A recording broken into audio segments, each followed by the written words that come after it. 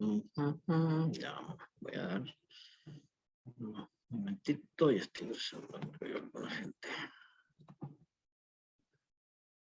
Ya está la siguiente.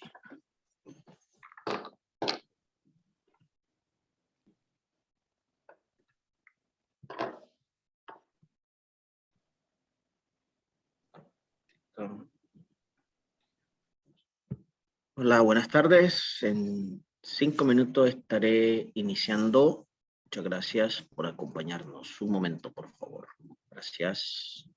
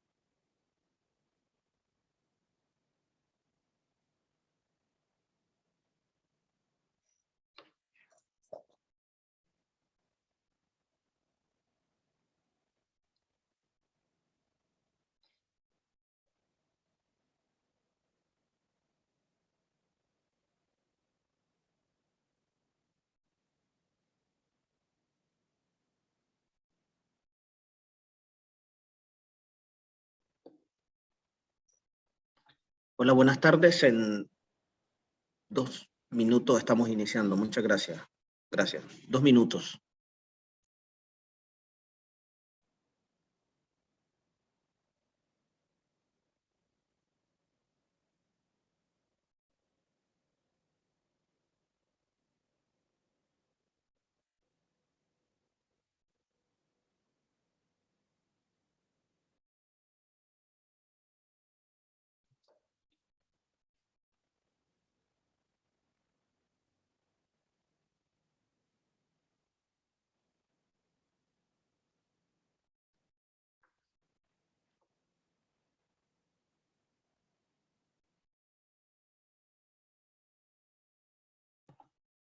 Buenas tardes, gracias por conectarse. En 1 minuto estamos iniciando. Muchas gracias.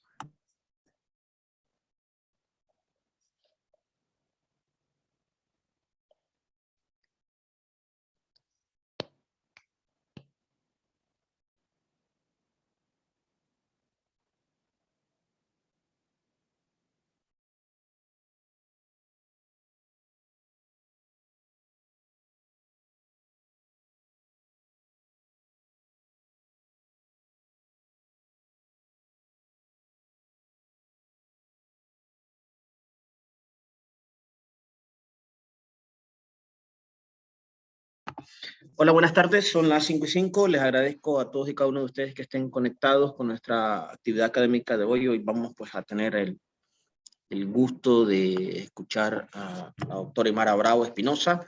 Para mí pues es un gusto, un honor que la doctora haya aceptado nuestra invitación. Ella nos acompaña desde la Ciudad de México. La doctora es especialista en medicina interna, egresada del Hospital Roberto Calderón, y recientemente culminó su especialidad en gastroenterología en la Ciudad de México en el Hospital General. Actualmente ella cursa la alta especialidad en intervencionismo endoscópico. Y bueno, pues doctora Bravo, le agradezco muchísimo que haya aceptado nuestra invitación. Recuerden que si tienen alguna pregunta pueden hacerlo a través del chat o levantar la mano para ser habilitados. Doctora Bravo, sin mayor preámbulo, le extiendo un saludo muy fraterno hasta la Ciudad de México y nuevamente te agradezco que nos estés acompañando. Te cedo la palabra, doctora. Gracias. Muchas gracias al doctor Bacon por su presentación y por invitarme a compartir con ustedes esta charla. Y gracias a ustedes también por su participación. El día de hoy estaremos viendo la enfermedad por reflujo gastroesofágico, cuáles son las actualizaciones que hay hasta ahora. Esta es la agenda del día de hoy. Y bueno, pues la enfermedad por reflujo gastroesofágico continúa estando dentro de las enfermedades más comunes que atiende el gastroenterólogo, que atiende atención primaria, que atiende el internista. Es por eso que es una enfermedad pues muy importante que tengamos en cuenta, ¿no? Nuestra comprensión de las variadas presentaciones de la enfermedad por reflujo gastroesofágico, así como las mejoras en las pruebas de diagnóstico, el enfoque para el manejo del paciente, han venido evolucionando a lo largo del tiempo. Aquí tenemos una línea de tiempo en donde podemos observar las diferentes clasificaciones, los diferentes consensos, los diferentes guías que se han venido dando a través del tiempo, donde la última es la recientemente publicada por el Colegio Americano de Gastroenterología, ahora en el 2022.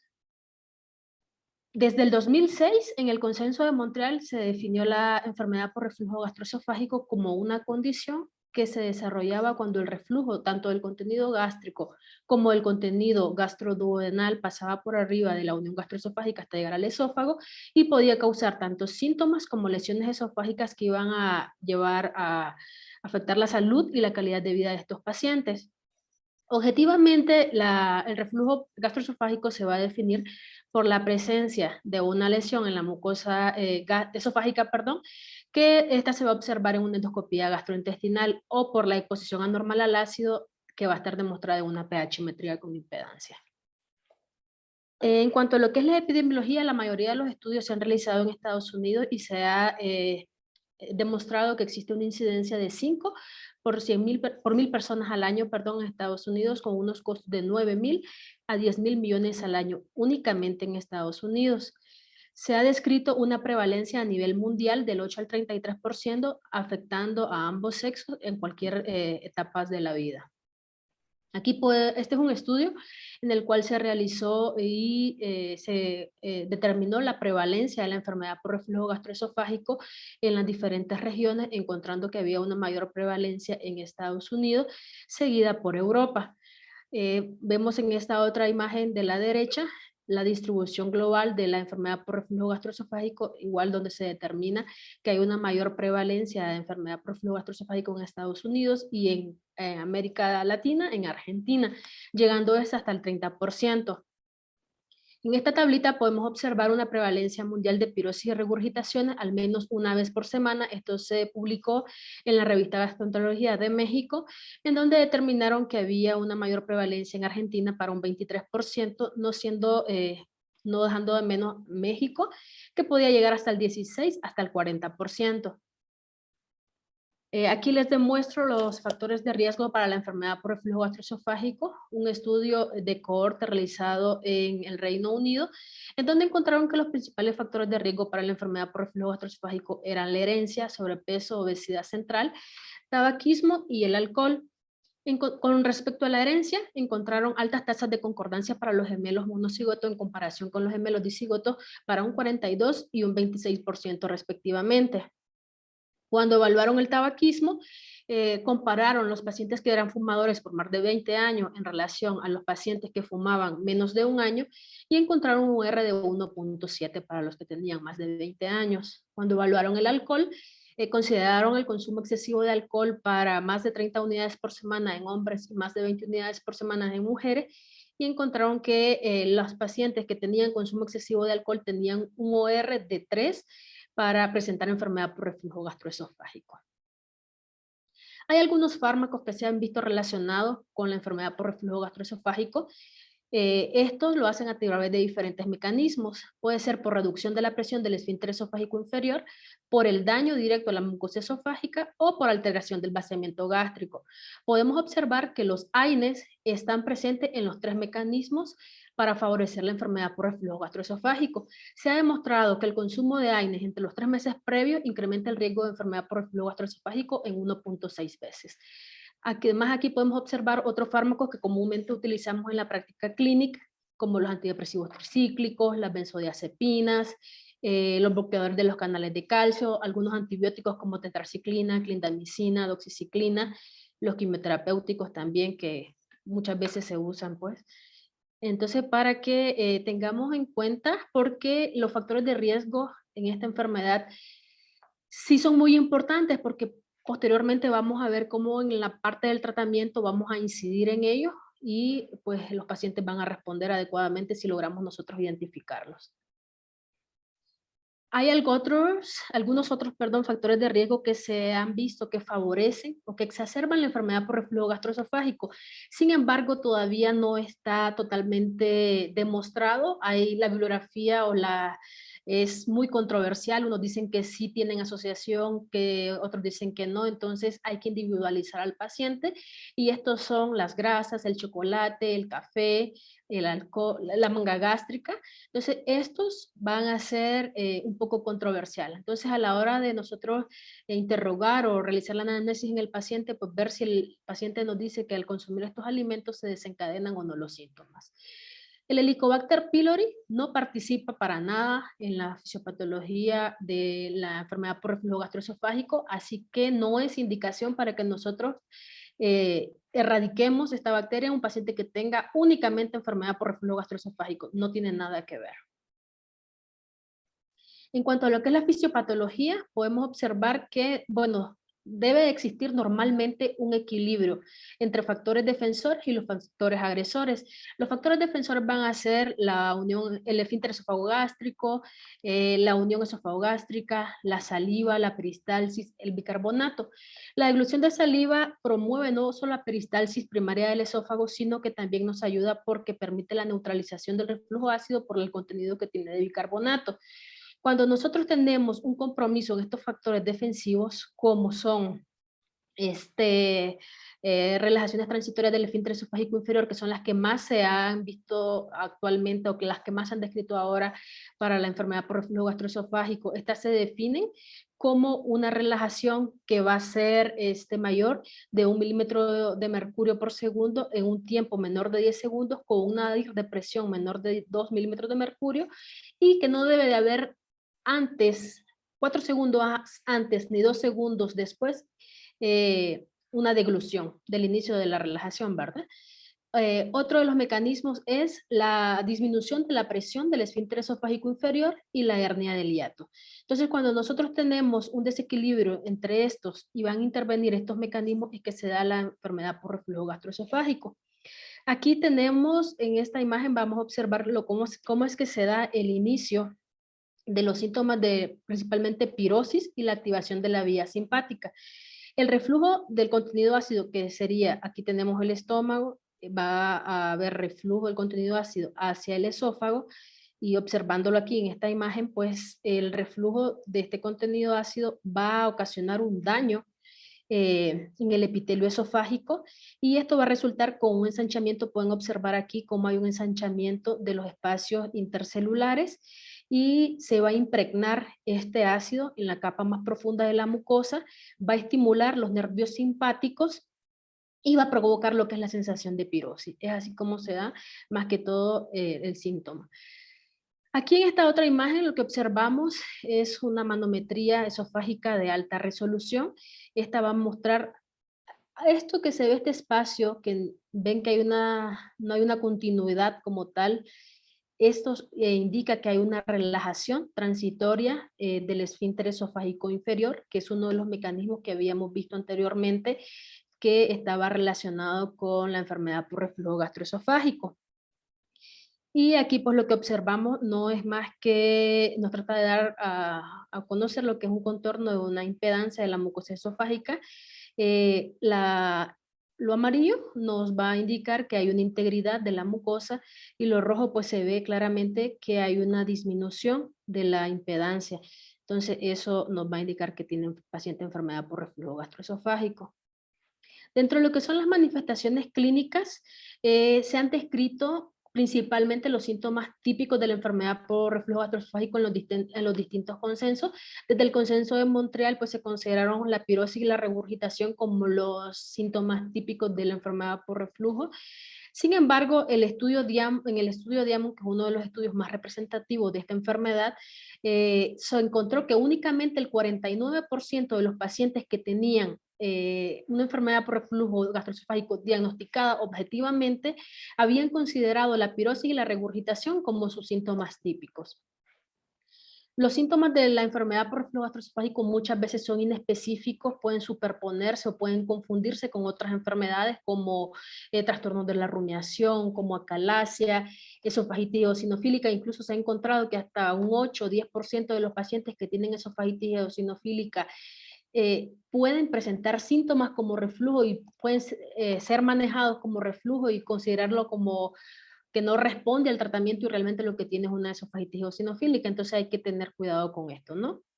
Entonces, aquí nos mencionan siempre la pirosis y la regurgitación como dentro de los síntomas típicos, dentro de los síntomas atípicos o manifestaciones extraesofágicas podemos encontrar dolor precordial, que muchas veces puede ser indistinguible de un dolor de tipo cardíaco, digestión, saciedad precoz, dolor epigástrico, ronquera, dolor faríngeo, tos crónica, síntomas laringeos o síntomas pulmonares. También se ha descrito que los síntomas del reflujo pueden exacerbar el asma, pero todavía eso no está muy bien definido, ¿no? A veces existe un desafío en cuanto a lo que son las manifestaciones extraesofágicas, tanto para los médicos como para el paciente, porque muchas veces estas manifestaciones pueden deberse como tal a la enfermedad por reflujo gastroesofágico, pero otras veces puede ser que no sea la causa de estos síntomas. Entonces hay que ver bien eso. La clasificación de Montreal, esta nos va a dividir a la enfermedad por reflujo gastroesofágico, lo divide en tanto síndromes esofágicos como síndromes extraesofágicos. En los síndromes esofágicos se dividen en dos grupos, los síndromes sintomáticos, que no es más que la enfermedad por reflujo gastroesofágico no erosiva, y el dolor torácico por reflujo. Y los síndromes con lesión de la mucosa, que son los que va a ser definitivo de enfermedad por reflujo gastroesofágico, que es la esofagitis erosiva, la estenosis, el esófago de Barrett y el adenocarcinoma. Dentro de los síntomas extraesofágicos pueden dividirse en asociaciones establecidas y en las propuestas. Dentro de las establecidas vamos a encontrar la tos por reflujo, el asma, erosiones dentales y laringitis por reflujo. Dentro de la historia natural de la enfermedad, primero va a iniciar una enfermedad por reflujo no erosiva. Esta hasta en un 10% puede evolucionar a esofagitis erosiva. El esófago de Barrett no se sabe en qué momento de la aparición de la enfermedad por reflujo gastroesofágico puede desarrollar el esófago de Barrett. Sin embargo, pues se ha visto que este va a ser predominante en personas mayores y una vez que el paciente presenta esófago de Barrett, pues tiene un mayor riesgo de adenocarcinoma esofágico. Dentro de los datos de alarma de la enfermedad por reflujo gastroesofágico tenemos la disfagia, los que ya conocemos, ¿no? Hemorragia digestiva, pérdida de peso, linfadenopatía, tumoración, disfagia. Entonces, en estos pacientes hay que tener mucho cuidado, ¿no? Siempre un paciente que tenga síntomas de alarma no se va a manejar igual o el algoritmo no va a ser igual que un paciente sin signos de alarma. No, el diagnóstico de la enfermedad por reflujo gastroesofágico se va a basar en una combinación de la presentación de los síntomas, una intervención, la respuesta a la intervención terapéutica, perdón, y la evaluación endoscópica, así como el monitoreo del reflujo. La combinación de los síntomas clínicos considerados como típicos, que son la pirosis y la regurgitación, son suficientes para hacer el diagnóstico en un paciente que no tiene signos de alarma. Paciente que solamente tiene pirosis y regurgitación y sin sangrado, sin pérdida de peso, sin historia familiar de cáncer, con eso nosotros hacemos el diagnóstico de enfermedad por reflujo gastroesofágico. La sensibilidad de estos datos clínicos puede llegar del 30 al 76%, con una especificidad que puede llegar hasta el 96%. La respuesta al tratamiento con IVP como prueba terapéutica se ha considerado una herramienta de diagnóstico que tiene una sensibilidad del 78% y una especificidad del 54%. En el caso de que nosotros tengamos un paciente que tiene síntomas típicos, sin datos de alarma y sin alguna complicación, o sin datos de alarma o sin antecedente o algún factor de riesgo para desarrollar esófago de Barrett, nosotros no necesitamos hacer endoscopía. La endoscopía únicamente vamos a realizarla, bueno, posteriormente vamos a ver cuáles son las indicaciones, pero recuerden, pacientes con síntomas típicos, sin datos de alarma, sin complicaciones, sin factores de riesgo para esófago de Barrett, no necesita endoscopía. El esofagograma de Vario no es considerado tampoco útil para el diagnóstico de la enfermedad por reflujo gastroesofágico. Este únicamente se va a tener en cuenta en los pacientes que tienen disfagia, en los casos que consideramos que el paciente tiene una estenosis o un anillo esofágico. De lo contrario, no es considerado una herramienta diagnóstica para enfermedad por reflujo gastroesofágico. La prueba terapéutica, para los pacientes que nosotros tengamos con síntomas típicos clásicos de enfermedad por reflujo gastroesofágico, como pirosis, regurgitación, sin datos de alarma, nosotros debemos de iniciar una prueba de 8 semanas con un IVP o empírico una vez al día. Una vez al día, y posteriormente nosotros vamos a evaluar. Es importante que nosotros el IVP se lo demos 30 a 60 minutos antes del desayuno. En este caso porque solo va a ser una vez al día. Posteriormente nosotros vamos a evaluar, vean bien, 8 semanas. Antes se mencionaba que la prueba terapéutica podía ser de 1 a 2 semanas. Eso ya no se usa porque la baja especificidad y sensibilidad que tiene esta prueba. Entonces hay que completar las 8 semanas. En ese momento hay que evaluar la respuesta al tratamiento. Si el paciente tiene una adecuada respuesta al tratamiento, vamos a suspender el IVP. Si el paciente no tiene respuesta o una vez que nosotros suspendemos el IVP los síntomas reaparecen, este paciente ya tiene indicación para realizarle una endoscopía. Entonces, esta prueba terapéutica tiene una sensibilidad del 74% y una especificidad del 44%. Siempre, bueno, si tenemos un paciente que tenga síntomas típicos sin datos de alarma y tiene síntomas extraesofágicos, igual vamos a dar una prueba de IVP que puede ser de 8 a 12 semanas, pero aquí sí ya por 2 veces al día.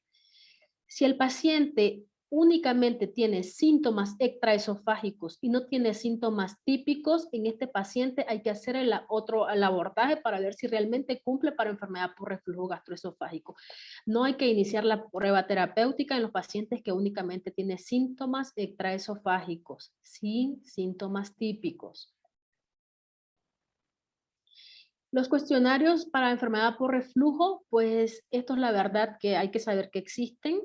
La verdad que en la práctica clínica pues no tienen mucha utilidad, son muy difíciles de utilizar, no se utilizan prácticamente y no han tenido resultados tan buenos, principalmente en el estudio Diamond, entonces pues no se usan, pero sí existen. Aquí les muestro uno de las preguntas que se les debe hacer, se les da un puntaje a cada pregunta, dependencia de lo que el paciente pues nos responda, pero pues no se utilizan casi. Con respecto a la endoscopía es otro de los métodos diagnósticos para la enfermedad por reflujo gastroesofágico. Se recomienda que se realice como prueba de primera línea en los pacientes que tienen disfagia o síntomas de alarma. Únicamente dentro de los síntomas de alarma, pérdida de peso, sangrado gastrointestinal y los pacientes que tienen múltiples factores de riesgo para esófago de Barrett. De lo contrario, no va a ser considerada como un método diagnóstico de primera línea. También se considera en los pacientes que tengamos sospecha para el diagnóstico de de enfermedad por reflujo gastroesofágica, pero todavía no está clara y la endoscopía no muestra como tal datos de esofagitis erosiva, pues en estos pacientes hay que hacer monitorización del reflujo.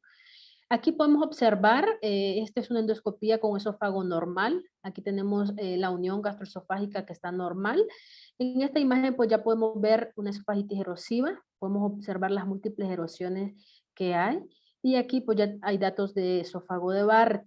Observamos la diferencia, no tenemos una unión gastroesofágica, una línea Z, perdón, que está irregular. Y aquí observamos una lengüeta asalmonada mayor de 1 centímetro que es considerado esófago de Barrett. Las biopsias en la enfermedad por reflujo gastroesofágico no son necesarias, excepto, como les mencionaba anteriormente, un paciente que nosotros querramos descartar que tenga esofagitis eosinofílica o que encontremos una lesión característica o una lesión sugerente de algo infeccioso o algo pues que nos llame la atención, pero como tal, para el diagnóstico de enfermedad por reflujo gastroesofágico no requieren biopsias.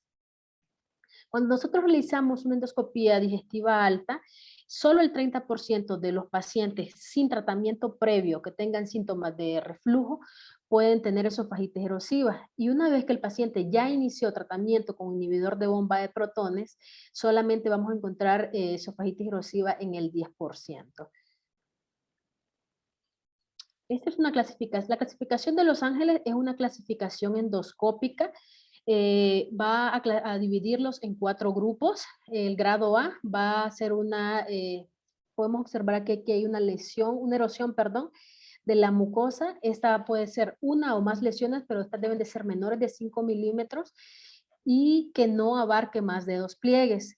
En el caso de la esofagitis de Los Ángeles grado B, pueden haber una o más lesiones o erosiones de la mucosa mayor o igual a 5 milímetros que tampoco van a abarcar más de 2 pliegues. En el caso de la esofagitis grado C, vamos a observar lesiones o erosiones de la mucosa que se van a extender entre más pliegues, pero no van a abarcar más del 75% de la circunferencia esofágica. Y en el caso de la esofagitis grado D, aquí vamos a tener una mayor afectación, abarcando más del 75% de la circunferencia del esófago. Lo que se considera como ya evidencia confirmatoria de enfermedad por reflujo gastroesofágico van a ser la esofagitis de alto grado, que actualmente pues ya son la esofagitis C y la esofagitis D, y el esófago de Barrett y la estenosis péptica. Son las 3 condiciones que se consideran como evidencia confirmatoria de enfermedad por reflujo gastroesofágico. Esta es otra clasificación, que es la clasificación de Savary-Miller. Tenemos la modificada y la primera, pero la que más se utiliza es la clasificación de Los Ángeles. En cuanto a lo que son la esofagitis, como les mencionaba, pues la esofagitis erosiva, ya una vez que nosotros iniciamos el tratamiento con inhibidor de la bomba de protones, pues no se va a encontrar en las mismas, o sea, solamente se va a encontrar el 10% que si nosotros no hemos iniciado anteriormente el tratamiento. Por eso que una vez que nosotros no nos responde el paciente con la prueba terapéutica, con el inhibidor de la bomba de protones, para nosotros proceder posteriormente a realizar la endoscopía, se recomienda que esperemos de 2 a 4 semanas para que realicemos la endoscopía. La monitorización del ácido en los pacientes en los que nosotros tenemos la sospecha diagnóstica de enfermedad por reflujo gastroesofágico, pero no está claro que tengan enfermedad por reflujo gastroesofágico, que la endoscopía no sea concluyente, vamos a recomendar que se realice una monitorización del ácido. Esto se va a hacer con una pHmetría, idealmente ahora se utiliza pHmetría con impedancia de 24 horas. El paciente se lleva el equipo a su casa, se le coloca y el día siguiente pues ya se le retira. Hay que darle las indicaciones precisas al paciente porque tiene que llevar un diario de síntomas. El diario de síntomas es muy importante para que nosotros podamos realizar un diagnóstico adecuado y una revisión muy adecuada del estudio, si no nos va a servir. Entonces el paciente debe irse claro de qué es lo que va a realizar con su diario de síntomas. Y la pHmetría, pues lo que va a hacer es que nos va a correlacionar los síntomas del reflujo con la exposición anormal al ácido en la luz esofágica. Va a determinar, el tiempo de exposición al ácido, las cantidades de los episodios de reflujo y la relación del reflujo con los síntomas. Esta se puede realizar con una cápsula inalámbrica, que es la cápsula Bravo, pero esta pues muchas veces no se utiliza por la falta de disponibilidad o por los costos y se usa más en lo que es el catéter transnasal.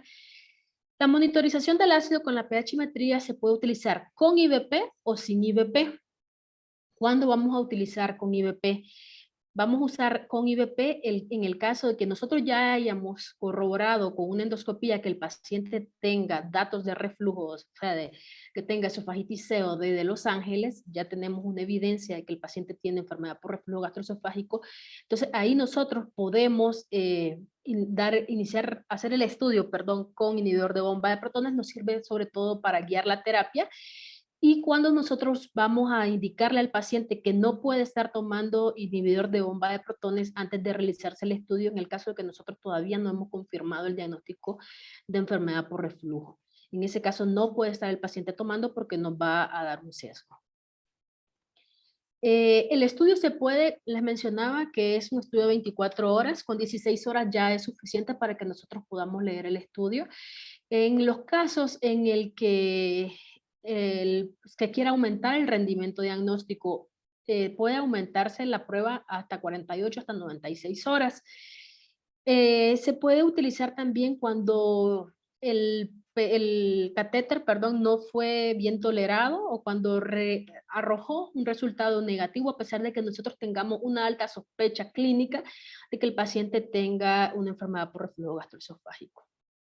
Entonces, la pHmetría con impedancia se considera como el estándar de oro para el diagnóstico de enfermedad por reflujo gastroesofágico.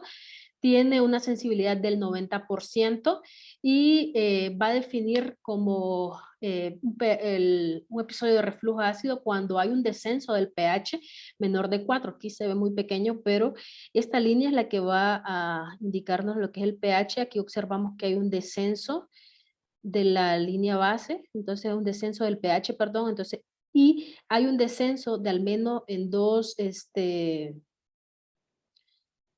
sitios de la impedancia, entonces eso es un diagnóstico por pHmetría de reflujo ácido. La impedancia va a detectar todo el reflujo, ya sea reflujo líquido, ya sea reflujo gaseoso, ya sea reflujo mixto, y puede definir ya sea ya un bolo retrógrado o anterógrado, no importa la dirección del flujo en el esófago, él la va a determinar. Entonces, por eso es muy importante, porque nos permite caracterizar químicamente cómo es el reflujo. Si es un reflujo ácido, es decir, un reflujo que tiene un pH menor de 4, un reflujo débilmente ácido que está entre 4 y 7, o un reflujo débilmente alcalino que va a ser mayor de 7. Estas son las mediciones que vamos a tener en cuenta nosotros al momento de evaluar una pHmetría con impedancia. Vamos a realizar el diagnóstico con el tiempo de exposición al ácido, el cual normal se define como un menos de 4% de exposición al ácido. El problema que tenemos con la pHmetría es que hay como una zona gris, que es cuando tenemos un tiempo de exposición al ácido entre el 4 y el 6%, no hay un diagnóstico ni para decir que es normal o es patológico, entonces está inconcluso, tenemos esa zona gris. Y otro parámetro es cuando tenemos mayor de 6%, ya vamos a tener que es anormal, pues. Otro parámetro que tenemos que utilizar en cuenta es el índice de síntomas, que tienen que ser mayor del 50%. Cuando nosotros no tenemos los datos de una pHmetría y no hemos llegado a una conclusión de un diagnóstico de enfermedad por reflujo gastroesofágico, podemos utilizar las diferentes mediciones, como la probabilidad de asociación a síntomas. Esto es una fórmula ya matemática que nos lo da el software, y pues cuando no lo podemos hacer con las medidas convencionales, podemos utilizar las demás. La manometría de alta resolución, esto no es más que se utiliza para medir los cambios de la presión intraluminal del esófago, no se utiliza como método diagnóstico para la enfermedad por reflujo gastroesofágico. La vamos a utilizar más que todo en los casos de que consideramos un trastorno motor del esófago, o en caso que el paciente vaya a requerir o vaya a prepararse para una cirugía antirreflujo. En ese caso se va a realizar, pero no se recomienda como una evaluación de rutina para la enfermedad por reflujo gastroesofágico.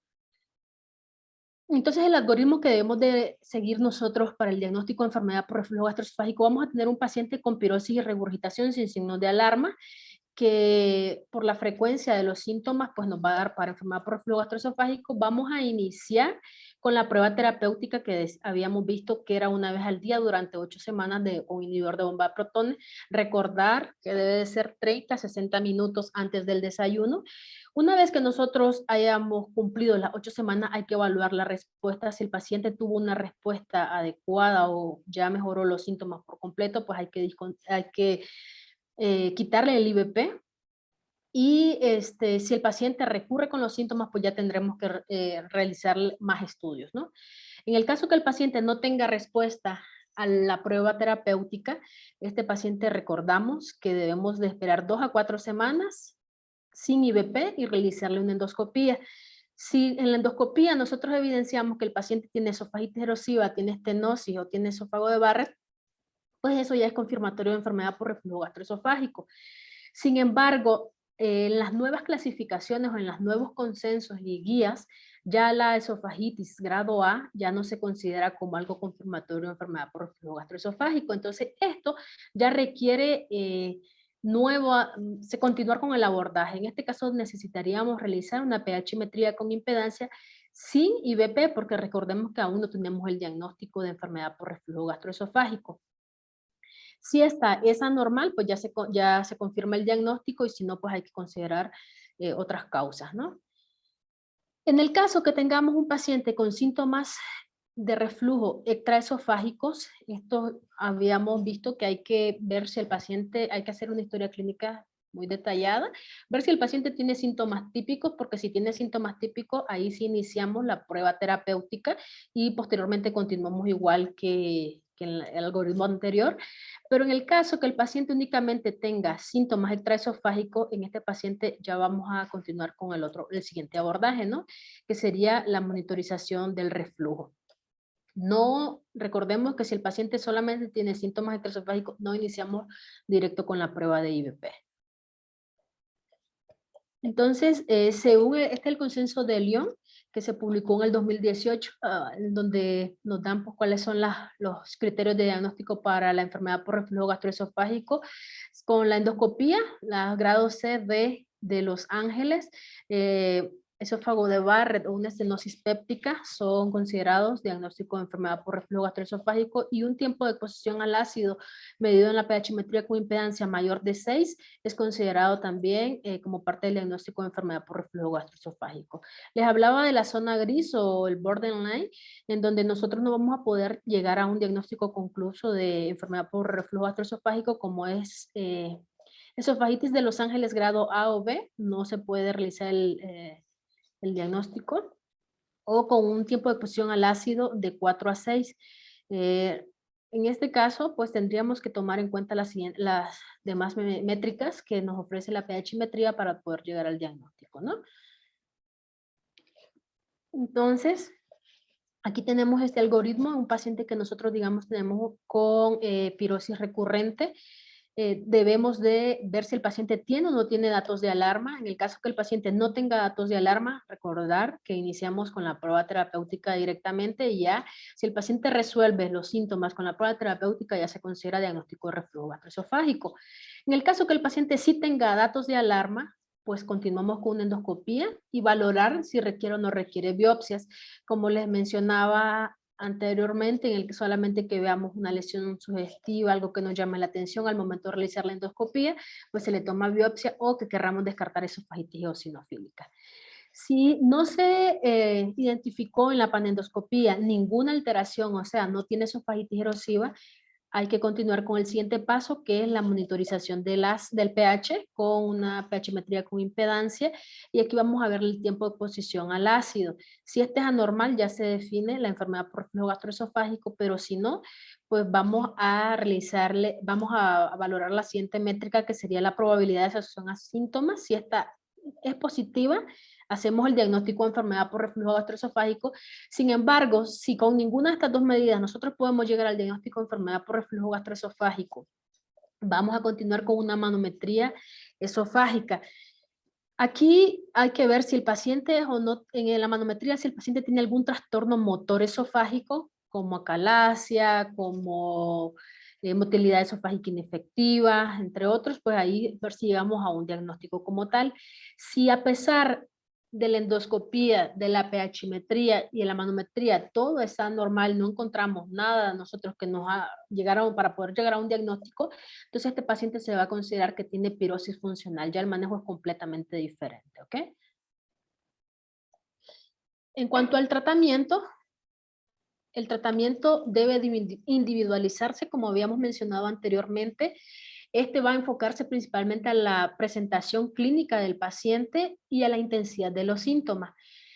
Habíamos visto que había enfermedad por reflujo gastroesofágico no erosiva. En este el objetivo principal de nosotros va a ser controlar los síntomas. Y en la variante erosiva, el objetivo principal va a ser la cicatrización, perdón, de las erosiones y evitar las futuras complicaciones como esófago de Barrett, estenosis, adenocarcinoma, ¿no? En los pacientes que tengan enfermedad por reflujo gastroesofágico atípico, el objetivo va a ser control de los síntomas y también evitar el desarrollo de las complicaciones. Como parte del tratamiento lo vamos a dividir en tratamiento no farmacológico y tratamiento farmacológico. Recordaban que les mencionaba los factores de riesgo, que había que poner mucha importancia en determinar qué factores de riesgo tenía el paciente para desarrollar la enfermedad, ¿no? Porque ahí vamos a incidir nosotros. Las modificaciones en el estilo de vida y las recomendaciones dietéticas igual individualizadas. Entonces, los cambios en el estilo de vida que se recomiendan en las diferentes guías, este es lo que se recomienda actualmente en la guía del 2022 del Colegio Americano de Gastroenterología. Siempre pues ellos mencionan la pérdida de peso, es una de las principales recomendaciones para mejorar los síntomas de la enfermedad por reflujo gastroesofágico. Sugieren también evitar las comidas 2 a 3 horas antes de ir a acostarse, dejar de fumar, que es uno de los principales factores que se ha visto relacionado en la enfermedad por reflujo gastroesofágico. Evitar los alimentos desencadenantes. Aquí les decía que a la hora de interrogar nosotros al paciente, veamos qué alimentos son los que le ocasionan los síntomas para que en base a eso pues nosotros le indiquemos al paciente que debe de evitar estos alimentos, café, chocolate, cítricos, ¿ya? Entonces eso hay que ver. Se sugiere también elevar la cabecera de la cama. Aquí pues decirle al paciente que ponga algo en las paredes de la cama, que no ponga almohadas, que eso más bien le va a dar una tortícolis, entonces indicarle bien cómo es que lo va a hacer, ¿no? Evitar las bebidas alcohólicas, las bebidas carbonatadas, los cítricos, entre otros, ¿no? Y que prefiera las bebidas descafeinadas, si el café se ha visto que está relacionado también. Este es un estudio, un ensayo prospectivo aleatorizado en el cual se valoró si los episodios de reflujo nocturno después de la administración de una comida estándar, si importaba o no importaba el tiempo. Aquí lo que evaluaron fue los episodios de reflujo, tanto si estaba el paciente en decúbito o si estaba de pie y si había comido temprano o si había sido una comida tardía. Y pudieron observar que en los pacientes que estaban en supino, si habían comido si la comida fue tardía, habían aumentado los episodios de reflujo y esto fue estadísticamente significativo. Y esta otra lo que evaluaron fue el porcentaje de reflujo supino en base a si la comida fue temprana o fue tardía. Y podemos ver que en los pacientes que sí tuvieron, que estaban en supino, sí los que tuvieron una comida tardía, sí tuvieron más episodios de reflujo y fue estadísticamente significativo. Para los pacientes con enfermedad por reflujo gastroesofágico que no tienen esofagitis erosiva o esófago de Barrett y los síntomas se han resuelto una vez que nosotros hayamos dado la terapia con IVP como parte del diagnóstico, se debe intentar suspender el IVP. Entonces, si el paciente mejoró con la prueba terapéutica, ya, con eso es suficiente. Si no tiene esofagitis erosiva o esófago de Barrett, ¿ok? Estas son las recomendaciones generales que actualmente nos da la última guía, en donde se prefiere o se recomienda el tratamiento con IVP, tanto para la curación como para el mantenimiento de la curación en la esofagitis erosiva con respecto a los antihistamínicos. Se recomienda la administración de IVP 30 a 60 minutos antes del desayuno o 30 a 60 minutos antes de cenar, en caso que sea cada 12 horas, y no antes de acostarse, como algunos previamente lo hacían, ¿no? Para los pacientes que tengan enfermedad por reflujo gastroesofágico no erosivo, que no tengan esófago de Barrett y sus síntomas se hayan resuelto, les mencionaba ya antes, intentar suspender el IVP. No es necesario que si el paciente no tiene ninguna complicación, que nosotros le demos IVP a largo plazo. Los pacientes que requieran terapia de mantenimiento con IVP, se les debe de administrar la dosis más baja con la cual el paciente controle sus síntomas y mantenga una curación de la mucosa. El paciente está sin síntomas, la mucosa está sana, la dosis mínima efectiva para este paciente, ¿no? Solamente que si requiere terapia, si no lo suspendemos. No se recomienda que nosotros agreguemos de forma rutinaria terapias médicas en pacientes que no responden a los IVP. En los pacientes que tengan esofagitis C o D de Los Ángeles, se debe considerar la terapia con IVP de forma indefinida o para la cirugía antirreflujo. En un paciente que tiene esofagitis C o D de Los Ángeles, nosotros debemos de indicar el tratamiento completo para la enfermedad por reflujo gastroesofágico y 12 semanas después de 12 semanas, perdón, hay que hacerle una endoscopía. ¿Para qué? Porque cuando nosotros tenemos esofagitis C o D de Los Ángeles, puede ser que por la inflamación nosotros no veamos un esófago de Barrett. Entonces, primero tenemos que curar esa mucosa y repetir una endoscopía para descartar que el paciente no tenga esófago de Barrett. El baclofeno, este es un agonista GABA. Se utiliza principalmente para reducir las relajaciones transitorias del esfínter esofágico inferior, que es lo que permite que se dé la enfermedad por reflujo gastroesofágico. Este se puede utilizar, pero si nosotros no tenemos una evidencia objetiva de reflujo, no se recomienda. Solamente que nosotros endoscópicamente o con una monitorización del ácido, nosotros hayamos corroborado que el paciente objetivamente tenga enfermedad por reflujo gastroesofágico, se puede utilizar el baclofeno y la dosis va a ir de 5 a 20 miligramos 3 veces al día en los pacientes que se ha documentado y que a pesar de que tengan una terapia óptima con inhibidor de la bomba de protones, pues no tienen una respuesta como nosotros lo esperaríamos.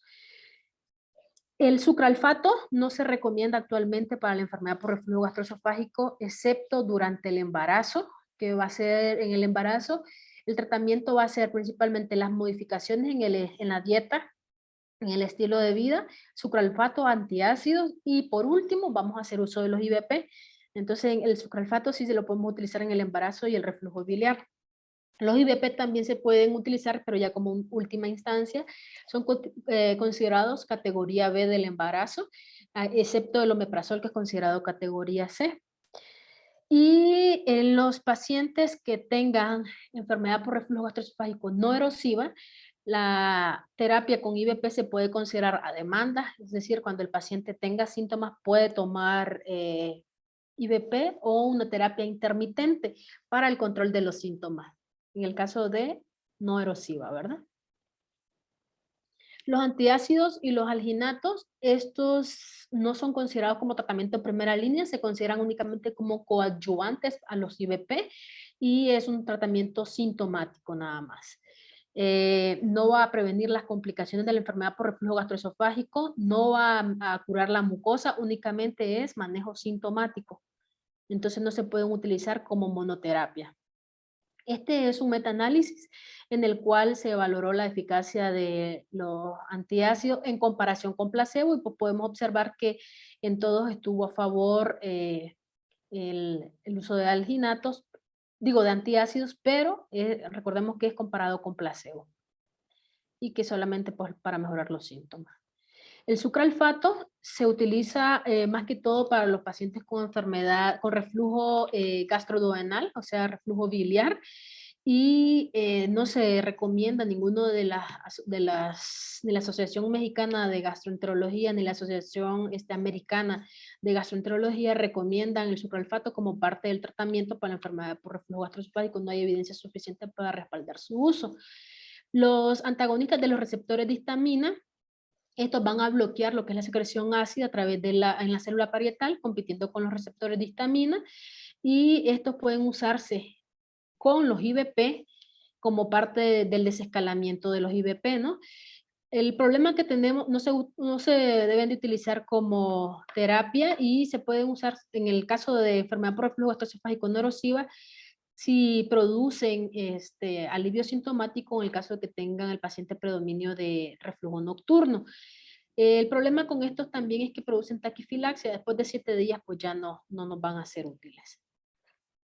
Aquí podemos observar las tasas de respuesta de los antihistamínicos con respecto al placebo y pues obviamente es mayor, tanto en lo que es la pirosis no investigada como la esofagitis erosiva. Podemos ver que hay una tasa de respuesta del 41% en comparación con el placebo, que es del 20%.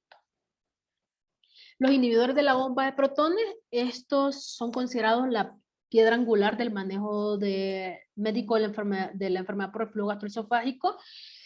Sus efectos no van a ser inmediatos porque estos van a requerir que se concentre en el canalículo secretor de ácido de la célula parietal antes de inhibir la bomba de protones. Estos solo se van a unir a la bomba de protones que secretan ácido activamente y es por eso pues la indicación de que los inhibidores de la bomba de protones se deben de dar 30 a 60 minutos antes de las comidas, porque con las comidas es que se va a estimular la actividad de la bomba de protones y es así como los inhibidores de la bomba de protones pues, van a hacer efecto. Si no, pues de nada nos sirve. Se desaconseja o no se recomienda que se den antes de acostarse porque pues no nos van a servir de mucho. Las bombas no van a estar activadas y no va a haber que inhibir. El 72% de los pacientes que tienen esofagitis erosiva y el 73% de los pacientes que tienen enfermedad por reflujo no erosiva van a responder a los inhibidores de bomba de protones. Aquí podemos observar las tasas de respuesta del 70% en los pacientes que tienen pirosis no investigada con respecto al 25% en los que recibieron placebo. La esofagitis erosiva, vemos que el 85% responde en comparación con los que recibieron placebo, solo el 28%, y igual el dolor cardíaco, torácico no cardíaco, el 74% versus el 17%. Entonces sí tenemos unas altas tasas de respuesta en comparación con el placebo.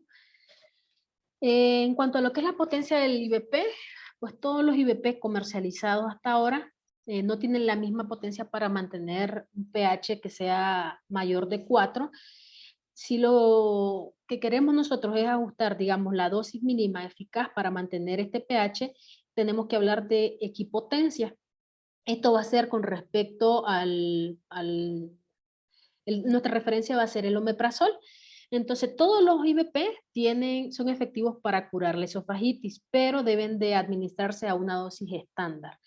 ¿Ya? Entonces, hablamos de equipotencia. Ver bien que nosotros estemos administrando la dosis que el paciente amerita y no quedarnos por debajo. Aquí podemos ver en esta tablita cuáles son los regímenes que podemos nosotros y las dosis de los inhibidores de la bomba de protones, la dosis estándar y la doble dosis de todos los diferentes IVP que tenemos comercializados, ¿no? Existen otros IVP que son los de liberación dual. En estos podemos administrarlos antes de veíamos que la dosis de terapia de la prueba terapéutica, perdón, es de una vez al día. Sería esta la dosis, ¿no?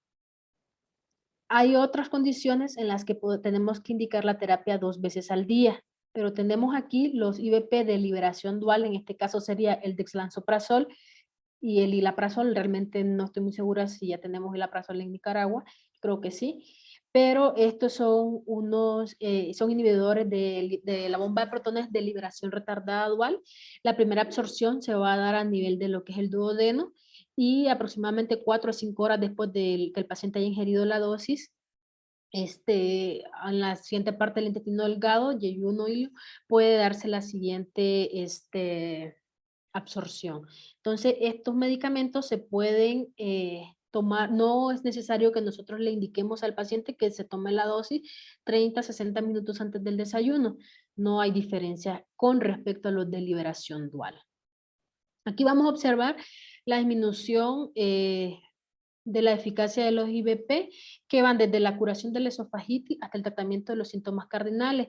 Podemos ver que los IVP, en cuanto a lo que fue la curación de la esofagitis, los síntomas como pirosis, ya sea con o sin esofagitis, y la regurgitación con o sin esofagitis fue mayor en el caso de los pacientes que recibieron IVP con respecto a los que recibieron placebo. En general, los IVP son considerados como medicamentos seguros y los efectos adversos de estos son raros. Menos del 12% de los pacientes van a tener efectos adversos a los IVP. Los más frecuentes van a ser náuseas, cefalea, insomnio, diarrea en algunos casos. Y a largo plazo, pues con respecto a lo que es la seguridad a largo plazo, se han descrito algunos eventos adversos en los últimos años, principalmente osteoporosis, infección por Clostridium difficile, deficiencias vitamínicas, sobrepoblación bacteriana, que fue la que nos va a dar lugar a la infección por Clostridium difficile posteriormente. Entonces, por esto se han dado o se han desarrollado algunos ensayos, algunos estudios para determinar en sí si los IVP o no pueden dar estos efectos adversos. Pues la verdad es que sí se consideran bastante seguros, solamente hay que tener un poco de cuidado más que todo con las infecciones por Clostridium difficile, que puede aumentar tiene un UR de 2.1 y la gastroenteritis bacteriana de 3.3. Las demás pues no son tan comunes, la osteoporosis ni las fracturas, podemos ver que tiene un UR de 1.4, no es tan significativo. Entonces esto no está como tan estandarizado, ¿no? Las estrategias de tratamiento con el IVP, cuando nosotros tenemos un paciente con enfermedad por reflujo gastroesofágico no erosiva, vamos a dejarle el tratamiento a dosis estándar, 8 semanas, no 1 ni 2 semanas. Evaluamos la respuesta, el paciente mejora, suspendemos, si el paciente recae, reiniciamos el IVP. Si el paciente no mejora después de 8 semanas de tratamiento con IVP, vamos a evaluar si la calidad del producto es bueno, si hay un buen apego al tratamiento, si existe una adecuada prescripción o si el paciente se está administrando el fármaco adecuadamente. Y la calidad del producto les mencionaba, ¿no? Entonces eso lo evaluamos. Si todo está bien, entonces hay que aumentar la dosis del IVP. Le dejamos, en lugar de darle una vez al día, le dejamos 2 veces al día. O en este caso podemos cambiar el IVP, porque se ha visto que hay pacientes que no nos van a responder bien a un IVP, pero hacemos el cambio y ya hay una mejor respuesta, ¿no? Entonces, hay 3 esquemas propuestos para el tratamiento con IVP, que es la terapia continua. Se utiliza la dosis mínima para el control de los síntomas. Recordemos que es la no erosiva. Dosis mínima para los síntomas, esto después está esa demanda, que esta va a ser únicamente cuando el paciente presenta síntomas y lo suspende cuando ya mejora los síntomas. Y el intermitente, que van a ser dosis estándares por periodos de 2 a 4 semanas y posteriormente lo suspende. En el caso de la enfermedad por reflujo gastroesofágico erosiva, ya la A y la B ya no se considera, la A principalmente pues ya no se considera como erosiva, solamente la C y la D y el tratamiento por 8 semanas. En este caso pues si el paciente mejora, pues bien, se considera pues una nueva endoscopía, porque recordemos que C y D podemos estar dejando de lado un esófago de Barrett, entonces hay que hacer una endoscopía y la terapia de mantenimiento. En el caso de los pacientes que tengan esofagitis A, no es indicativo ya para iniciar tratamiento. Paciente que tenga esofagitis B de Los Ángeles, este paciente hay que completar el abordaje para ver si requiere con pH-metría, para ver si requiere o no requiere tratamiento. El vonoprazan es un bloqueador competitivo de potasio, va a suprimir fuertemente la producción de ácido gástrico, inhibiendo lo que es el intercambio de sodio-potasio en las células parietales. Y se ha estudiado mucho porque hasta el 40% de los pacientes pueden tener refractariedad a los IVP, y en algunos casos pues, han respondido muy bien al vonoprazan.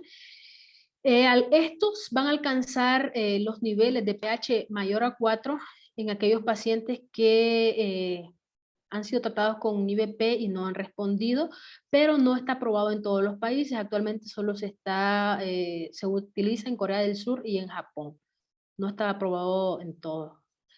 Aquí se valora lo que es la potencia, tanto de los diferentes IVP y el vonoprazán. Podemos ver aquí que hay una mayor potencia del vonoprazán en comparación con los demás IVP. Cuando la damos, bueno, aquí solo compararon los diferentes IVP, pero aquí hablando ya específicamente del vonoprazán, observamos que hay una mayor potencia de él. Con respecto al vonoprazán, aquí podemos observar que hay muchos estudios en donde comparan el vonoprazán con los diferentes inhibidores de la bomba de protones, estudios de no inferioridad que han realizado para ver si el vonoprazán o no, como su nombre lo dice, pues el estudio no es inferior al IVP, y podemos ver que aquí, tanto en las esofagitis de bajo grado como A y B, como en las de alto grado, como C y D, pues no se vio tanta diferencia en cuanto a lo que es el tratamiento con vonoprazán con respecto al lansoprazol. Este fue un estudio fase 3, aleatorizado, doble ciego, un estudio multicéntrico, en donde se evaluó, lo que ellos querían era establecer la no inferioridad del vonoprazán versus el lansoprazol en el tratamiento de pacientes asiáticos con esofagitis erosiva. Y pues vemos que no hubo inferioridad ni a las 2 semanas, incluso hubo mejor respuesta de vonoprazán con respecto al lansoprazol, tanto a las 2, 4 a las 8 semanas. Entonces, un fármaco bastante prometedor. El problema con él son los efectos adversos. Como disminuye durante más tiempo y aumenta el pH durante más tiempo y de forma como un poco, sí, más prolongada, digámoslo así, que el IVP, entonces hay un incremento de los niveles de gastrina en sangre y pues ese es el problemita que tenemos con él, ¿no? Entonces por eso no está ampliamente distribuido en todas las regiones.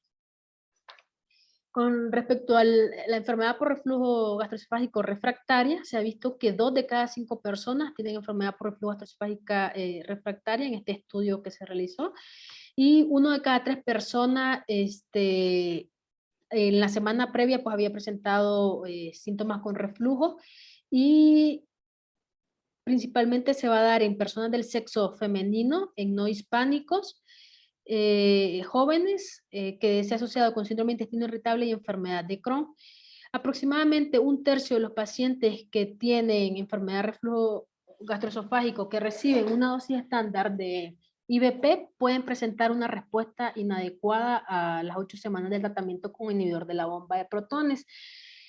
Entonces, cuando nosotros tenemos un paciente que tenga esofagitis persistente, esto debemos de valorar, o sea, para poder nosotros evaluar lo que es la prevalencia de la esofagitis erosiva, tenemos que ver qué tipo de terapia se utilizó, si utilizó terapia única o terapia doble, porque se ha demostrado que mientras más severos son los grados de esofagitis que tenemos nosotros, es decir, COD, la respuesta al IVP será peor.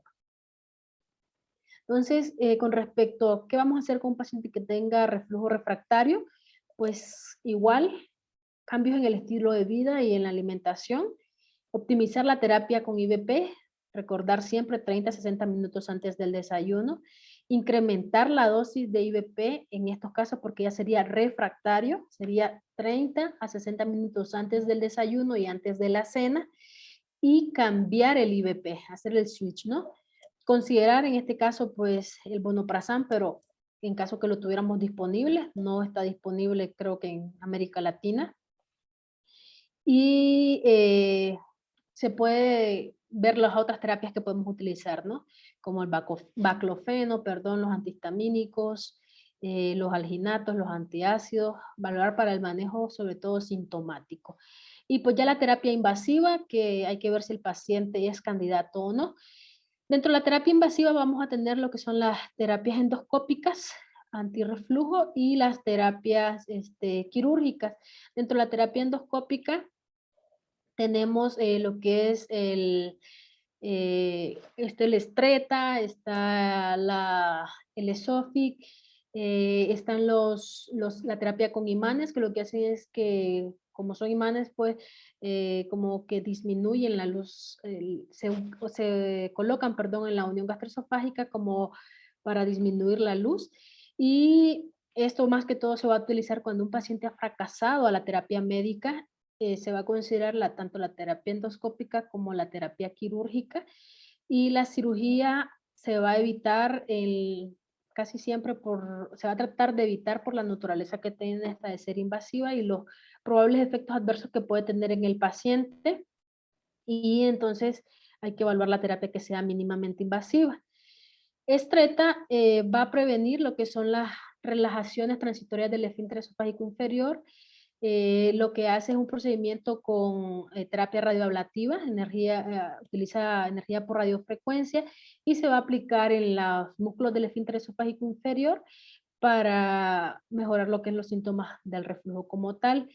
No hay suficientes, o sea, todavía la nueva guía no lo deja como una recomendación completa a las terapias médicas o quirúrgicas. Entonces, es muy variable la evidencia que hay con él. En cuanto a lo que es la cirugía antirreflujo, esta va a reducir los síntomas de los pacientes. Se va a demostrar que los pacientes hasta el 90% a los 10 años no van a presentar síntomas, y el 60% de estos pacientes no va a presentar síntomas en 17 años. Hay algunas indicaciones para que nosotros realicemos la cirugía antirreflujo, como son pacientes que tienen evidencia objetiva de enfermedad por reflujo gastroesofágico, principalmente esofagitis C o D, hernias hiatales grandes y síntomas que afecten la calidad de vida del paciente. Pacientes en los que el tratamiento médico ha fallado, y se considera también el bypass gástrico en Y de Roux en aquellos pacientes que son obesos y que son candidatos a este procedimiento, siempre y cuando el paciente acepte los riesgos y las alteraciones que puede tener posteriormente, ¿no? Entonces, ¿qué nos tenemos que quedar? Que con la combinación de los síntomas típicos, pirosis y regurgitación, nosotros podemos hacer el diagnóstico de enfermedad por reflujo gastroesofágico. No a todos los pacientes les vamos a realizar todas las pruebas de diagnóstico, ¿no? Pacientes con síntomas de alarma, realizamos endoscopía. Pacientes que no responden a la terapia con IVP, que la endoscopía sale normal, tenemos nosotros alta sospecha de enfermedad por reflujo gastroesofágico, realizamos una monitorización del ácido, que para poder nosotros evaluar la respuesta o considerar la terapia con IVP como una herramienta diagnóstica, necesitamos que esta cumpla al menos 8 semanas y un ciclo formal de esta. Y pues eso sería todo. Si tienen alguna pregunta, algún comentario, algún aporte. Muchísimas gracias, doctora Bravo, muy extensa, como me dijo, no obviamente un mundo la enfermedad por reflujo gastroesofágico. Sin lugar a duda que el tópico daría para más. Hay dos preguntas, tres. Una del doctor William Abdallah, cirujano, creo que durante la conversación, pero me gustaría su aclaración. ¿Es necesario suspender el IVP antes de la pH-metría o la endoscopía? En el caso de la endoscopía, debemos de suspenderlo 2 a 4 semanas antes. En el caso de la pH-metría, esto va a estar en dependencia. Si nosotros tenemos un paciente que ya hemos hecho el diagnóstico previamente de enfermedad por reflujo gastroesofágico por una endoscopía o por una pH-metría, y lo que estamos haciendo es un seguimiento, en este paciente no es necesario suspender el IVP, porque más bien nos sirve para guiar la terapia. Pero en el caso que nosotros no hayamos realizado, no tengamos, o sea, la requiramos como método de diagnóstico, en este paciente sí necesitamos suspender el IVP, porque si no, nos daría un sesgo, pues. Ok. Bueno, el doctor Camilo Guerrero, externa, que excelente plática. Ahora, en pacientes con pirosis y regurgitación que no responden al IVP, y una pregunta que igual yo le tenía era, ¿usted prefiere dividir la dosis, doblar la dosis o de entrada cambiar a otro IVP? No, yo preferiría en este caso, doblar la dosis. Si el paciente no me responde con la doble dosis, hacemos el switch del IVP. Ok. Ahora, en esa misma línea, yo tendría una pregunta, ¿no? Una de las tablas que usted nos presentaba, por decir, puedo utilizar, vamos a ver, un IVP, voy a decir eso, omeprazol, 20 cada 12 o 40 una vez al día. ¿Tendrías usted, y en general, dar Lansopral 15 cada 12, 30 una vez al día? ¿Cuándo usted indica cada 12 o es indistinto de, o una vez al día? Digamos, preferiblemente, en algunos casos, una vez al día, si cumplimos con la dosis requerida, por la comodidad del paciente. Pero si el paciente tiene síntomas nocturnos, preferiríamos doblar la dosis. Ok, ok. Ahora, el doctor Guerrero consulta, en pacientes con esofagitis erosiva, probablemente Los Ángeles estaría ya, no sé, ¿no? Creo D, que persiste sintomático con una dosis adecuada, ¿usted indicaría realizar la pH-metría con IVP o sin IVP? Creo que... En este caso sería con IVP porque ya está documentado, pues. Ok, perfecto. Ahora, comentaba, el diagnóstico de ERGE, digamos, es clínico, ¿no? De manera inicial, paciente con un cuadro probablemente típico, hacemos una prueba terapéutica. ¿Usted recomendaría hacer la pH-metría de manera inicial o siempre llevarlo a endoscopía? No, por pasos, doctor, porque, o sea, ya de hecho, solo con la terapia, con la prueba terapéutica, Si no ya responden. tenemos, si no responde, hacemos la endoscopía. Ok, ok. El doctor Salter, cirujano, consulta. Y esa otra pregunta. ¿El uso de los procinéticos ayuda? ¿El Gastrolan, levosulpiride, ayuda en el ERGE o en el reflujo duodenogástrico? No, los procinéticos no se utilizan para la enfermedad por reflujo gastroesofágico, los vamos a utilizar únicamente en aquellos pacientes que además tengan gastroparesia. Okay, Pero para enfermedad por reflujo gastroesofágico no nos sirve. En el caso del reflujo duodenogástrico, pues podemos utilizar el supralfato o el ácido ursodesoxicólico, se me iba ok, la palabra. Sí, ok, pero el procinético para el reflujo solo no sirve. ok, ok. El doctor Duván Arauz, en aquellos pacientes con esofagitis grado A, se comentaba una terapia de 8 semanas. Pero aquellos que tengamos úlceras gástricas, un Forres 12, mantenemos el mismo tiempo y cuándo usted recomendaría una nueva endoscopía para decidir omitir el IVP. Ok, este caso pues es o algo diferente, ¿no? Si tenemos un paciente con una úlcera gástrica Forres 2C, el 90% de los pacientes que tienen, perdón, el 80% de los pacientes con úlceras gástricas y el 90% de los pacientes con úlceras duodenales van a ser secundarias a infección por Helicobacter pylori. Entonces, en estos pacientes idealmente habría que investigar si tiene o no tiene Helicobacter pylori. Pero en el momento del sangrado agudo, pues no nos va a servir porque por el sangrado no vamos a poder encontrar la bacteria, ¿no? Entonces, tenemos un paciente que tiene Forres 2C y tiene esofagitis A. Yo preferiría en este paciente dejarle 12 semanas de terapia, en este caso le daría terapia doble con IVP y valorar si el paciente tiene una úlcera en el antro o una úlcera duodenal, yo preferiría de una vez buscar el Helicobacter pylori o si es duodenal ya de una vez iniciar la terapia para erradicación del Helicobacter pylori porque vemos que el 90% son secundarias al Helicobacter pylori. Ok, ok. Aunque, vamos, bueno, comentabas que igual que no hay evidencia ya, o podríamos más bien decir que el Helicobacter pylori, en este caso ERGE, no hay una asociación entre HP y ERGE, ¿no? Estamos No, claros. no, es que no sería por el ERGE, sería porque tiene una úlcera gástrica. Una úlcera gástrica, estamos de acuerdo. Ahora, la doctora Torrealba, Ruth Torrealba, médico internista, si se considera una úlcera secundaria a Helicobacter por los porcentajes de probabilidad, ¿no sería más válido enviar tratamiento? Era lo que le decía. El 90% de úlcera duodenal, el 85-80% de úlcera gástrica secundaria H. pylori, de una vez mejor enviar el tratamiento porque en el momento agudo no vamos a encontrar el Helicobacter pylori.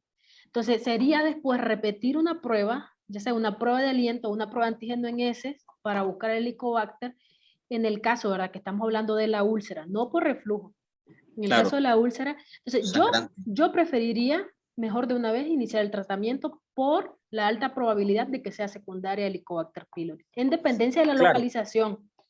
eso es un punto, porque también el uso a veces, sin una evidencia sólida de H. pylori podría predisponer a resistencia, ¿verdad? Entonces, obviamente es un tópico que habría que conversar con el paciente también. Sí, o sea, hablando de úlcera duodenal o antral, Ok, en dependencia de la localización. perfecto. El doctor Luis Molina, cirujano, te pregunta, ¿los tratamientos endoscópicos tienen evidencia suficiente que demuestren ventajas sobre los procedimientos quirúrgicos antirreflujo? ¿Qué comentarios tienes? Vamos a ver. Intervención endoscópica versus cirugía. Te pregunto un cirujano, ¿verdad? O sea, por lo menos invasivo, yo prefiero, y por endoscopista, yo prefiero, por ser menos invasiva, prefiero, y si hay estudios que han demostrado buenos resultados para, sobre todo el estreta, los imanes ahorita están demostrándose mucho también la respuesta de ellos, pero como tal, la última guía de la ACG no lo recomienda sobre el tratamiento médico. ¿Ok? Sí hay respuesta, pero no lo recomiendan ellos como sobre el tratamiento médico. Primero, digamos, IVP, luego considerar una intervención, ya sea quirúrgica Hay versus que ver endoscópica. el paciente, Ahora, ¿no? claro, estamos de acuerdo, pero ¿qué elementos tomaría usted para decir, vamos a proponer en estos pacientes intervencionismo endoscópico o definitivamente cuáles son, tal vez diría yo, cuáles son esos elementos predictores de poca respuesta al intervencionismo endoscópico? 1, 2, 3. Por ejemplo, una hernia hiatal grande, mayor de 5 Ok, centímetros, en este caso se va a preferir la terapia quirúrgica, o en los pacientes, como mencionaba anteriormente, los pacientes obesos, que en este paciente pues se va a preferir o se le puede proponer al paciente el bypass gástrico aún, primeramente explicándole los riesgos que puede tener el paciente por el procedimiento. ok. La doctora Cindy Gutiérrez, y bueno, una pregunta que igual, internista hematóloga. En pacientes con altas dosis de quimioterapia es frecuente que cursen con pirosis y regurgitación. Usualmente requerimos IVP cada 12 horas aunado a antiácido. Sin embargo, para algunos pacientes no es suficiente. ¿Qué recomendación tendría? Y es algo que yo en lo personal veo muy frecuente. Podría hacer un switch del IVP. Por ejemplo, los IVP de liberación dual son magníficos. El Okay. dexlansoprazol y la prazol, perdón, tienen muy buenas respuestas. Ok, perfecto. Solo retomando el comentario del manejo endoscópico, el doctor Camilo Guerrero comenta un comentario. Ya se está haciendo funduplicatura endoscópica con muy buenos resultados. Estreta no tiene suficiente evidencia y hay que tener cuidado en lo que también usted comentaba. Dice el doctor en la hernia hiatal, ¿verdad? Obviamente la hernia hiatal es un punto muy importante. Yo te tengo una pregunta. Vamos a ver. Siempre en el aspecto oncológico, vemos, hoy, ahora que está muy de moda el bypass, las cirugías para obesidad, o en pacientes, por ejemplo, que son llevados a gastrectomía, ¿tiene la misma eficacia el IVP cuando te le has llevado ya parte del estómago? ¿Qué No, recomendación tienes en ese tipo de pacientes que son operados de estómago por una no, causa X? no, la verdad no tiene la misma, o sea, no tiene la misma eficacia. De hecho, en los pacientes que de cirugía bariátrica igual tenemos muchos problemas con respecto a las deficiencias, ¿no? Sobre todo de vitamina B12, de hierro, porque, o sea, igual el IVP no va a tener la misma eficacia en este paciente. Más que todo sería como una terapia para la obesidad, considerando que la obesidad es el principal factor de riesgo para este paciente para la enfermedad por reflujo gastroesofágico. Okay. El doctor Javier Celedón, internista, felicidades a la doctora Bravo, muy buena plática. El doctor Álvaro Fuentes, otorrino, laringólogo, ¿qué tiempo usted recomendaría de IVP para el reflujo faringo-laringio? De 8 a 12 semanas. De 8 a 12 semanas. Ok, perfecto. Una pregunta, ya para ir concluyendo, sabemos que nos llevamos una hora más en México, entonces le estamos La ventaja es que en México se cena un poco más tarde que en Nicaragua, entonces la doctora todavía no le toca la cena. No, todavía no. Comentábamos, doctora, o usted comentaba que en algunos casos podemos combinar inhibidor de bombas más anti-H2. ¿Entendí bien? Sí, pero esto, ¿Qué recomendación tendrías en estos para aclarar? la verdad es que solamente en el caso que el paciente tenga predominio de síntomas nocturnos, y recordemos que no se puede utilizar el anti-H2 por largo tiempo por la taquifilaxia. 7 días y el paciente ya no va a tener respuesta, entonces únicamente como rescate podría ser. Ok, en ciclos cortos sería su Ujú, recomendación. ujú, Ok, exacto. ok. Ahora, ya una última pregunta, creo. En aquellos pacientes con esófago de Barrett, ¿qué estrategias estás teniendo como recomendación? Es que depende el esófago de Barrett, si el paciente tiene o no tiene displasia. Hay que hay que darle el seguimiento endoscópico, ¿no? Pero si el paciente tiene esófago de Barrett, solo esófago de Barrett, el tratamiento con IVP tiene que ser por siempre. Perfecto. Sí, digo esto porque, bueno, como sabemos, esófago Barrett y como bien comenta la doctora, el paso entre displasia leve, severa o metaplasia, ya hay una delgada línea roja y cada vez más la incidencia de cáncer de la unión esofagogástrica en países occidentales está en alta incidencia, al menos en lo personal puedo garantizar al mes al menos 4 o 5 pacientes con cáncer de la unión gastroesofágica, o sea, cada vez estoy viendo mucho y por supuesto obesidad, reflujo y esto son factores de riesgo que hay que tener en cuenta. Y es que no hay como en colon, que digamos que hay como tamizaje o pautas de Así es. screening, entonces ya los encontramos hasta que ya no hay Sí. nada. Pues. Vamos, suelo cuando doy una plática de este tipo de neoplasia de la unión o de estómago decirle a los estudiantes o residentes o quienes me toque, paciente con obesidad, con reflujo, ojo con este paciente, porque y si además de esto es un paciente que fuma, que toma licor, anda al menos 4 factores de riesgo importante para cáncer. Yo digo, el tabaco y el alcohol son 2 factores de riesgo para tumores gastrointestinales, de la boca al ano, literalmente, de la boca al ano. Entonces, pensamos en el tabaco solo como pulmón o laringe y no, el tabaco es un factor de riesgo importante de la boca al ano, y lo repito, creo que la doctora Exacto. no me dejará No, exacto. mentir, Completamente de entonces acuerdo, doctor. es muy importante. Bueno, excelente conferencia, doctora, más que Gracias. agradecido con usted, creo que surgieron preguntas muy interesantes, les agradezco a todos y cada uno de ustedes sus comentarios, sus preguntas, nos vemos la próxima semana, un abrazo a la doctora Bravo allá en la Ciudad de Igual, México. cuídense, un placer. Y esta plática va a quedar en nuestro canal de YouTube en los próximos días para que pueda ser vista por ustedes en un segundo tiempo. Y muy seguramente en los próximos meses, pues le pediremos a la doctora Bravo que nos vuelva a Con acompañar y nos gusto, comparta su experiencia. Muy buenas con noches gusto. a todos y cada uno de ustedes. Y una disculpa por extenderme, pero reflujo es un mundo, la verdad. Yo No, creo que estás nos en tiempo. podríamos llevar un buen Estamos de en tiempo. horas. Estamos en tiempo, no te preocupes. Ok, Muchísimas gracias a todos y cada uno. Muchas gracias. Buenas buenas noches. noches, buenas noches.